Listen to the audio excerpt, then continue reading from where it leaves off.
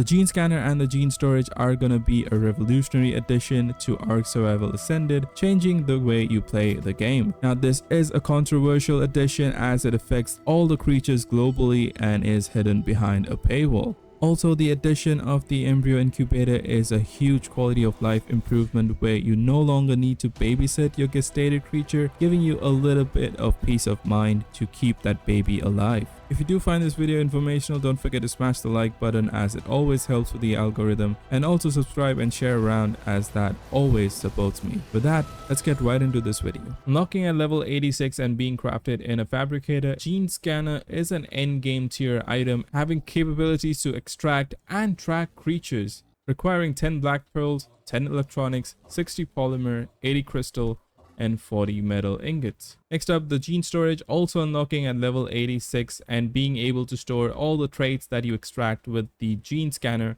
requiring 300 cementing paste, 120 electronics, 220 polymer, 500 crystal, and 700 metal ingots. Unlocking at level 89 and being crafted in a fabricator again is gonna be an endgame craft, which will be useful for storing all the embryos extracted by the gene scanner, requiring 220 cementing paste, 50 electronics, 120 polymer, 350 crystal, 850 metal ingots, and 150 wood. First up, we're going to start with the gene scanner. So basically what it does is it can extract the new in-game addition called gene traits. Apart from that, it also can extract embryos out of gestated creatures, and also it acts like a tracker, and we are going to check all of these three further down the video. So first up, let's check how to extract a gene trait, and for that, let's go in the wild and explain a little bit more about it. So how do you find yourself a gene trait? Basically now in ARK, every wild creature is gonna have a trait. So if you go in the wild and have a gene scanner and hover over a creature that is wild by hitting the right click mouse button, it will tell you the level, and also it will tell you gene traits. For this one, it's melee frail. And what that basically is a gene trait that you can extract with the gene scanner. But to extract it, if you go and just poke the creature and try to extract it that way, it will not allow you. Same way if you go ahead, let's say we get this parasite here, which has another trait, aggressive. And say you thought that let's kill it, then maybe killing it may drop the gene trait, right? So even if you kill it, it will not allow you to take the trait. The only way you can get a trait out of a creature is by taming that said creature. So once you tame the creature, all you gotta do is poke it with the gene scanner, and then you get the option to gene trait. And with this, you can basically pull out the trait out of the creature. Now, keep in mind, once you pull out the trait out of any adult creature, it's gonna be gone forever. You cannot put it back in there. Once you remove it, it's gonna be without any traits, and no further modifications can be done to this. So once we hit transfer, it's gonna say this action is permanent, and then you just accept it. Now, if you want to transfer it back again, there is no way to do it. The only way you can transfer a trait is into a baby. Now, another neat little thing to note is that wild baby creatures will also have traits. And keep that in mind, because further down the video, I'll tell you why I said that. So you could go and just imprint the baby right here.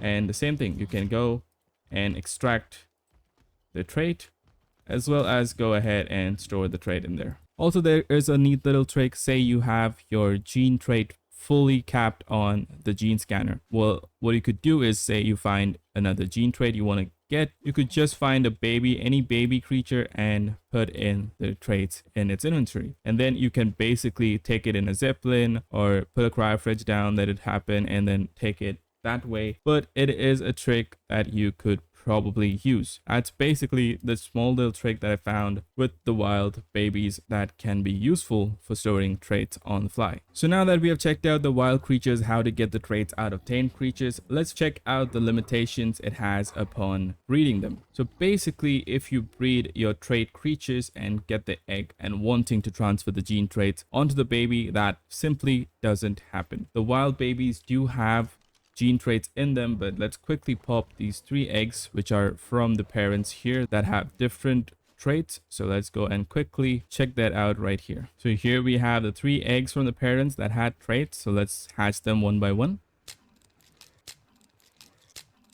And as you see, if we check the traits, it will say no traits. And this is going to be for every baby that you hatch is not going to have a trait. Only the wild babies, as of recording this video, does have traits in them, which can be used as a portable storage out in the wild, and you can box them up if your gene gun is full. Now let's quickly see how do you actually apply the traits to the baby, what are the limitations, and how do you get them. So basically, once you go out in the wild, tame the creatures, then get the gene traits you need for them, hatch an egg and get the baby, all you need to do is poke the baby, hit the gene trait, and then you want to transfer the traits. Now you want to keep in mind that gene traits are species locked. What that means is the parasaur that we have here will not be able to apply for an ankylosaurus baby because it's not a match. Similarly, any other creature you take will not be able to put in an ankylosaur, as it is only going to be species to species. So for example, we have a few ankylosaurus traits here, which we can go ahead and put it in the baby. Now the max amount of trait you can put inside a baby is going to be 5 traits. So as you can see, we're going to go quickly and put in 5 traits here.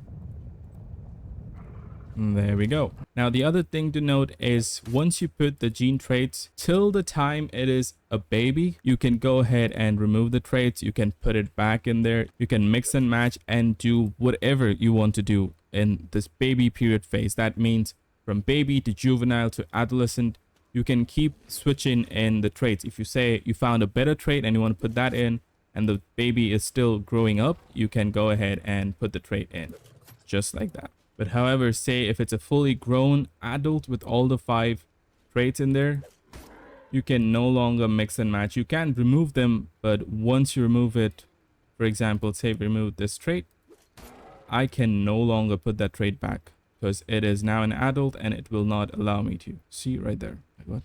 But if I try to put it back in, it will not allow me to because it says again, target must be a baby. Now there was a glitch, as you saw before, that one of the trait we pulled out got destroyed somehow, so keep that in mind. I'm not sure what it is, but it just happened on cam and we happened to catch it, so be careful when you're doing this. But once a fully grown ankylosaurus with all the traits or any other creature, you cannot put back the trait once you remove it from the adult creature. Now another thing to note is you can get the trait even if the creature dies. So say if this ankylosaurus died just like that, okay, you still have a chance to get the traits. Now the only catch is it has to be a carcass. If another dinosaur or creature comes and eat this and it becomes a bag, you cannot get the gene trait. For now, I can extract the gene trait just like that. But say it gets harvested, you will only get a bag and you cannot interact with the gene scanner on this bag. You cannot get the gene trait. And the same also works with enemy creatures. If you have an enemy creature with traits and you kill it, same way, if it doesn't decompose, you can take the traits out of its body. Now a gene scanner can only hold up to 10 traits per gene scanner. You could use another gene scanner to store more, as that would be helpful when you're in the wild grinding to get the traits, because if you have a full gene trait gun, you basically cannot extract any further gene traits because it will simply say no available room. Now the best idea is, if you're going on a grind for getting traits, is to carry multiple gene scanners. You can hold 10 gene traits per scanner and they are not linked like the stopwatch. So you can swap to another gene scanner, click on the creature you have tamed and extract it. Now there is a way to still extract it even if you have a trait gun full, and that is basically using the babies in the wild. If you find a baby, kill the parent, claim it, and then you can store up to 5 traits inside the baby and then box it in or move it with a zeppelin or use a gigantoraptor to pick it up in the saddle and move around that way. That's a quick tip for you. Now, once your gene trait gun is full, you will need a place to store it, and that's where the gene storage comes in. The gene storage can store up to 200 traits per structure, and it's just the same of transferring. You have to have your gene scanner equipped. If you do not have it equipped, you cannot access it. You'll only be able to access the folder kind of a view, but not the UI for the gene trait. To access the UI, you need to have your gene scanner out and hit E, and then you can transfer the gene traits just like how you do it in the creature. Now coming into more further information about the gene traits, is they come in tiers. And the way this works is a common gene trait is going to be marked as 1, a rare gene trait is going to be marked as 2, and an ultra rare gene trait is going to be marked as 3. And this is actually ultra rare, and I'll tell you why in a bit. So basically what it is per tier has a different percentage of effectiveness. So just for layman's term, every tier that goes up increases by 50%. So say if the weight robust gave me 1%, the second tier of the weight robust will give me 1.5%, and the third tier of weight robust will give me 2%. That is just for explaining it in the easiest way possible. Every tier is going to go up by 0.5 or 50% than the previous trait. So this is going to be your lowest effective trait, this is going to be the middle effective trait, and this is going to be the highest effective trait. Now, each trait can be stacked. For example, if I have 3 weight robust, I can stack 3 weight robust on an ankylosaur, and that will add up or stack up and give the same effectiveness. Same goes with level 2. If you have a good, for example, vampiric trait where it is kind of like a lifesteal, you can basically stack up the amount of health you take from a creature every time you do damage to it by stacking up to 3. Now coming to level 3 tier, this does have kind of a limitations. Certain level 3 tiers will only stack up 2 times, and some do stack up 3 times. And this is very well explained in Syntac's video, and I'm gonna put the video down in the description. It's a funny story. Basically what happened is a few weeks back I was on Twitter and I saw the viral 4.5 weight kind of image, and I clicked the link, and the moment I clicked the link I fell in a deep rabbit hole that I couldn't come out, and the video was so freaking good.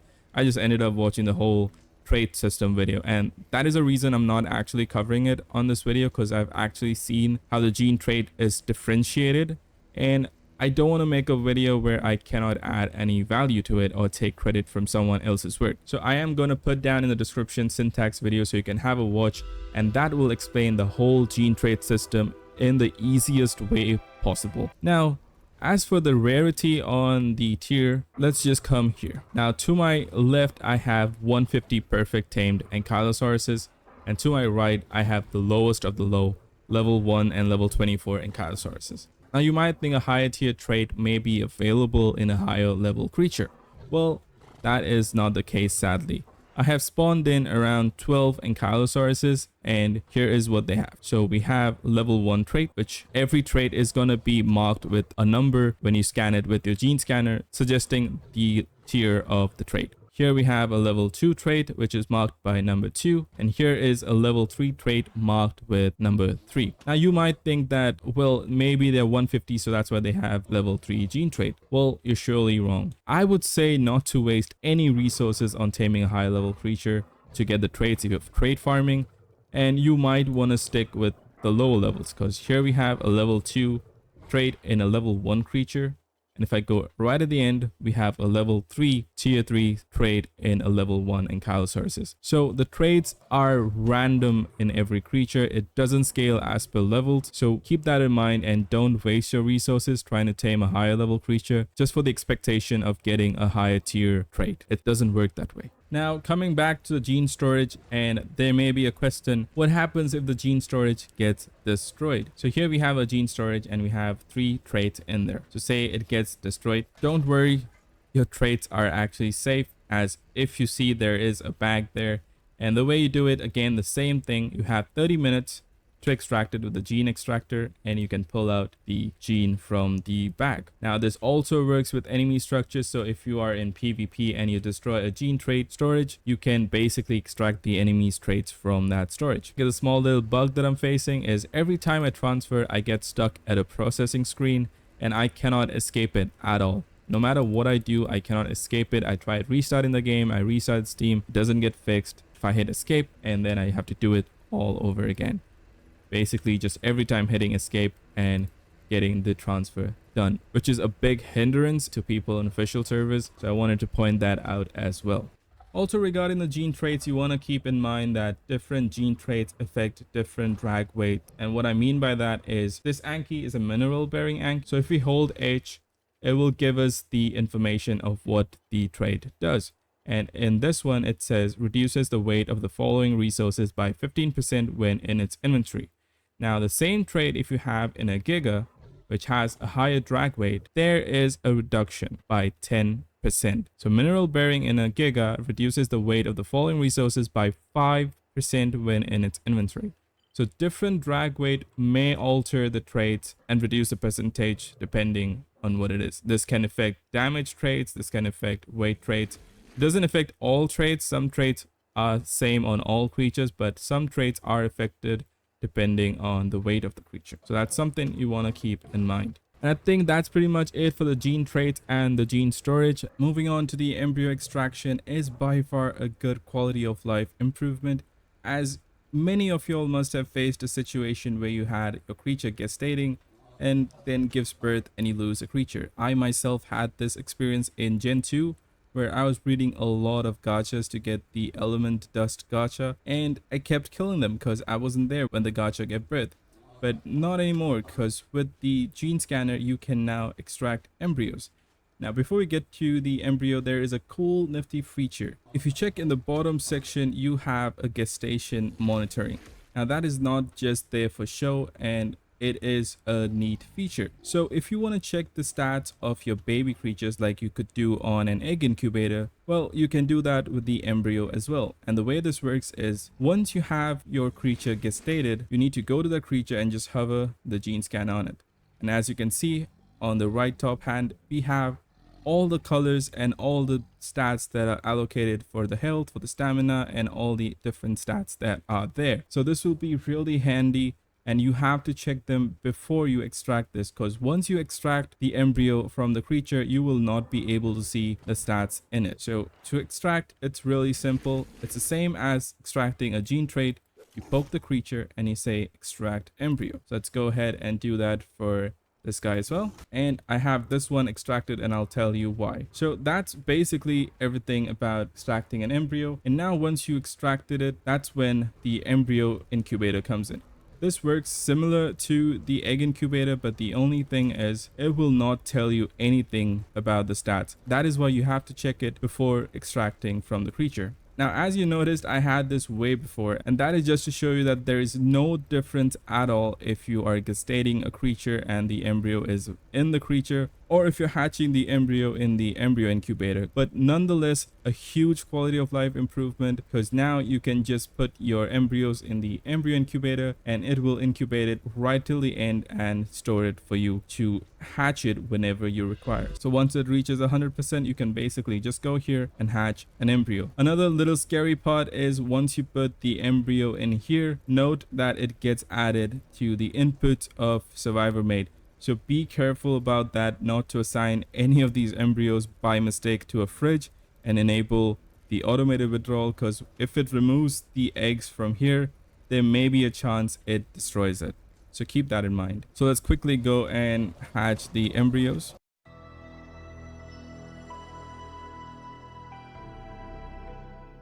Okay, I stand corrected. Sorry about that. It seems to be 5 to 10% faster than a normal gestation, because this was pulled straight out of a creature and this was put in here way before. Like the moment I gestated, I removed this and put it in here and I let these two stay in the creature. So it may be 5 to 10% faster than normal gestation. Now note, once the hatch completes at 100%, you will not be able to move the embryo in your inventory. And the ones that you want to say store in a fridge, you can do that. And the reason you would want to do that is basically there is only a storage cap of 10. So if there's some that are not important and you want to save them for XP kills, you can store them up in the fridge before they reach 100%. So let's go ahead and quickly see how the hatching works. Let's go and say hatch embryo. And just like that, oh, we got twins. But just like that, they pop out, and again, they will not have any traits. So that's basically how the embryo incubator works and how the embryo extraction works. I think that's about it for the embryo extraction and the embryo incubator structure. And now onto the final topic, which is gonna be the tracking with the gene scanner. So how you activate this is basically hold R and you get the option to creature track scan. As you can see, for me it says max level 156 and my character's level is about 125. So that means around 120 is gonna be for a 150 creature, and as you go lower, the cap for the creature to be scanned is going to reduce in level. So say if you're level 5 to level 10, you may get a creature scan of only up to say a level 20 to 30-ish. That being said, the tracker doesn't necessarily track a certain level of creature, because if you go and hold R and say track scan, you can choose the creature you want. So in our case, we'll go with an Ovis, just like that. And then you will get the real animation, and a Ovis image will come on the tracker. And basically you'll get these arrows where if you point them in the right direction, it will turn green. Now, this will only search the closest Ovis to you. It doesn't depend on the level. For example, for me, it says a 156, but it will not track a 156 level Ovis. It will only search the closest one, and the level could be anything. It could be a level 2, it could be a level 10, a level 14. It's just going to scan the closest Ovis there is. So let's see how good this is on a mount. So here we have our gene scanner, and it's telling me the Ovis is in this direction. Let's go there. Now this is going to take you in the general vicinity of the creature, so it may be a little bit iffy to find because it doesn't actually tell you the elevation point of where it is. So it's showing us here somewhere. Let's see if you can find it with a yearling, maybe somewhere around these mountains. Let's quickly take a bird's eye view. So as you can see, it's not that accurate. It's saying it's somewhere in this area, and I couldn't find it with yearling, so I'm going to just fly around and see if I can actually spot it, so we can exactly understand how much of a difference it tells you. And I finally found it. And another thing I want to tell you is, if you see the light bar on the gene scanner, the moment you get close to the creature, it will start blinking. So I know where the sheep is now, but I'll tell you, it was a task to find it. As you can see, the closer I get, the faster the blink is gonna be. If I get really close to it, it's somewhere around here. I again lost it, but as you can see, it's blinking now. There we go. So you gotta keep an eye on the light bar on the gene scanner, and the moment it starts blinking a lot, it's really close to you. But if you go far away, say now we found the creature, but say if I was like far away, that light is not gonna blink, telling you that you're far away. So that's another indication that you can have. You don't wanna listen to the sounds. The sounds are not gonna be the key to finding it. The light bar, however, is. So now I'm getting closer. If you see the light bar, it's gonna start blinking, and that's basically telling me I'm close to the creature. And that's basically how you use the gene scanner. It's a little bit iffy because it doesn't tell you the elevation you're on, so it may be difficult to find the creature, but it is a nice little addition. Now, talking a little bit about the gene scan, there are some flaws about it. Now, this is not going to be used primarily for taming high-level creatures, because it doesn't search for high-level creatures. You are only going to use this to find creatures for getting the traits, and that is its main intended use. So you are going to scan through, like, say if you want a Megalosaurus traits, right? So you just type in Megalosaurus, and then you scan that, and it will tell you where the Megalosaurus is. So you can go hunt Megalosauruses, get the traits you need, and call it a day. Now, apart from that, there is actually a neat use for it. Now, say you're early on in the game. I know the gene scanner is end tier, but say you're early on and you get a gene scanner through drops, or if someone on your tribe has that level and he gives it to you, you could basically use this for that clutch mutton farming. And what I mean by that is, say you knock down a creature and you want quick mutton, but you don't know where the Ovises are. You can just use the gene scanner, hit an Ovis up, and then you just get where the Ovis is on the fly. Now, I know many of you have Google searched it when you're trying to tame a creature and you can't find an Ovis in the area. You must have Google searched it to find the location, but not anymore. Now with the gene scanner, you can just find the Ovis and go exactly where it is. It will be a little bit iffy, but it will come in handy when you want that quick mutton for that mutton taming. Apart from that, it has its limitations. Now, if you're thinking of using this to find the Reaper Queens, well, unfortunately, it doesn't involve a Reaper Queen. And I really don't know why, because if you go and search for rock golems, it has them. If you search for, say, Fasolas, it will have them. If you search Basilisk, it will have them. Now, why am I taking these names in specific?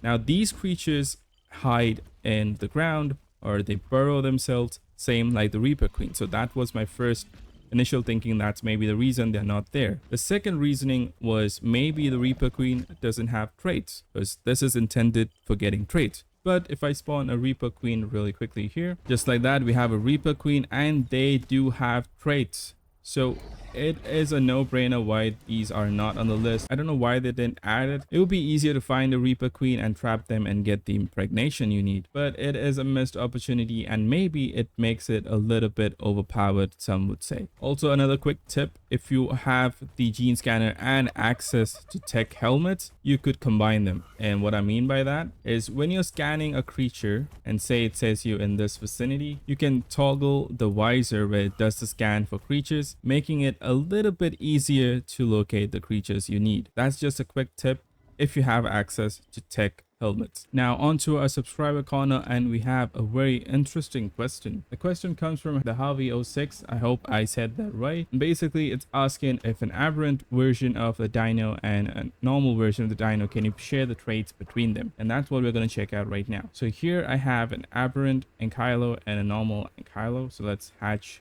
them both. Now all these genes here are taken from the aberrant version of the Ankylosauruses. And I do believe they should go in any creatures because it says only an Ankylosaurus. It doesn't say aberrant. So in my thinking, it should work. But let's find out. So here we have the aberrant version. We'll go ahead, put the gene trait in it, and it goes. And here we have the normal Ankylosaurus. Let's try. These are all aberrant gene traits, and let's try to put them in. And yes, so Harvey, for your question, it does work. You can put aberrant traits into a normal Ankylosaurus and put a normal Ankylosaurus traits into an aberrant, because basically once you extract the trait, it goes under one tag that is the creature base. It doesn't go into the variants, it just goes as cold Ankylosaurus bracket. So I hope that answers your question, and thank you for putting it up in the post. I think that's pretty much it for the video, guys. I hope you liked it and found it informational, and if I missed anything, don't forget to comment it down in the comment section so others know and find more about the gene stuff and things. And it was a blast making this video, and it took me a little bit longer than expected because I did a goof up and I had to make the whole video again, and I'm sorry about that for delaying on the upload, but I just wanted to make it as good as possible. And just a quick reminder, we're also doing a giveaway which is gonna be for my subscribers, and about the full details about the time frame and everything, I will be talking about it in the next video, which will be our achievement, which we have done it together, the 1,000 subscribers. Yes folks, we have finally hit the mark. We hit 1,000 subscribers. Cheers to everybody who have been supportive to me while I was making all the content on ARK DLCs. This is not the end. This may be the end for Bob Tall Tales. I still have a lot more to do. I have a lot of mods that I want to cover. Also, Halloween is coming close, so maybe a new update on the Halloween stuff and things, maybe some more showcase video. And I am super grateful to everybody who have subscribed. But yeah, with that, I'll survive signing off, and I'll see you on the next one. Till then, peace out.